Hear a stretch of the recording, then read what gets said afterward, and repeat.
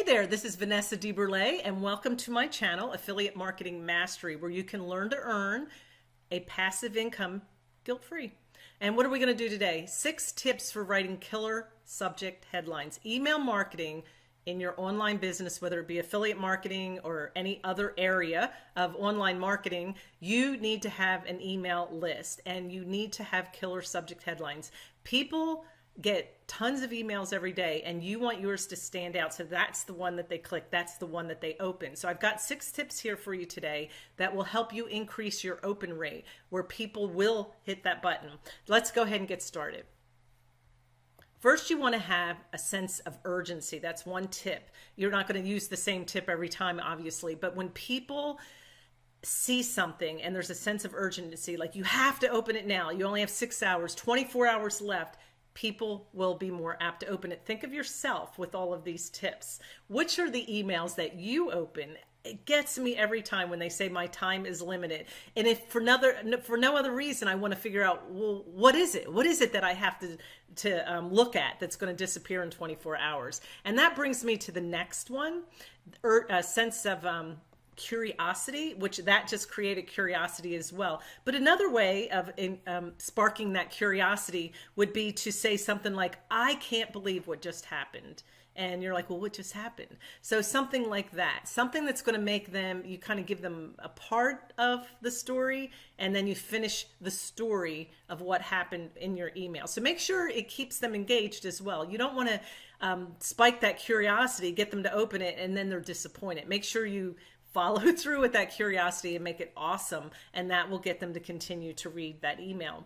Another tip is personalize it. I didn't do that at first. I didn't know how. So take the time to Google it. Whatever autoresponder that you're using, actually, I have 2 autoresponder links below that you can use. These are the 2 that I use, ActiveCampaign, Actionetics. And within their training, or you can Google it, they will show you how to put a little code where it actually picks up the person's name. Now, another benefit of that, if you've got emails that really don't belong to anybody and they've got really funky names or whatever, you can delete those out and actually fill your email list with real people. But think of it again yourself. When my name is in that subject line, I am more apt to open it because I feel like they're talking directly to me. So put their name in that subject line. Another one is timeliness. Now, what do we mean by that? I know a lot of people will do sequences for their emails, and I think that's great, but I've seen mixed reviews on whether or not you should do a broadcast. Some people say, oh, don't do broadcasts, put everything in a sequence and it's all automated.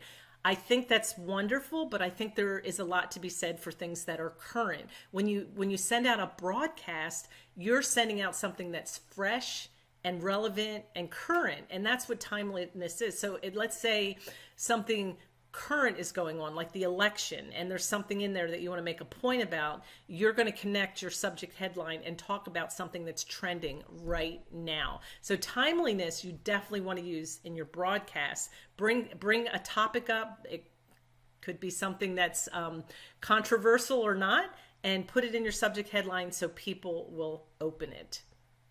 The next one is coattailing, right on somebody else's coattails.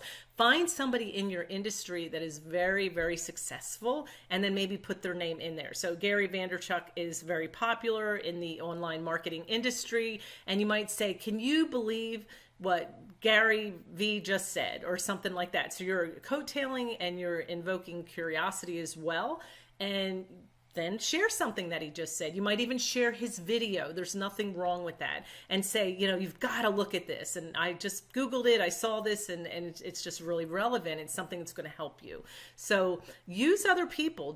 It doesn't have to be all about you. And honestly, in my opinion, when you start lifting other people up, it doesn't even have to be Gary Vee. It can be other people that aren't quite as high in the industry. But when you lift other people up, I think it gives you a sense of humility and integrity because it's not just about you, that you're willing to share reviews and information from other people as well. And I think that says a lot about you as a marketer. This is the last one. I noticed this works for me. And this is number 6, use emojis in your subject line. If you go to your email list right now that people have sent to you, your eye goes right to the ones that have emojis in there. And they're very, very easy to use. In fact, on the next page, I have a website right here, free emoji website. Just type that in and you can go in, pick the emoji you want, copy it, paste it right into your subject line. It's that simple. There are tons of free sites. That's just one of the ones that I happen to use. Now, before you go, give me a thumbs up if this was helpful, subscribe to my channel, and then I've got 2 more links down there, like I said, one for ActiveCampaign, one for Actionetics. They're both autoresponders. They deliver your emails for you. That's where you can write them up, write a sequence, do broadcasts. That's a whole nother training. But if you don't have an autoresponder, I recommend one of these too. I know there are free ones out there, but this is what happens when you use a free autoresponder. You're limited to how many emails that you can have, or how many that you can send per month, or how many contacts you can have in your list. You want to think of the end result. You want to think, I'm going to have 50,000 people on my email list someday. Well, if you go with those free ones, you can't grow that big. Then you're going to have to take the time to export those names, put them in a different site, and mess with all of that. In my opinion, find a good one now, learn how to use it. Even though you're not using all the wonderful tools, build yourself up to that point where you do, and then you stay there. And that's just a time saver in my opinion, but that's up to you what you want to do. All right, thank you for watching the video. Again, thumbs up, subscribe to my channel, and I'll see you on the next video.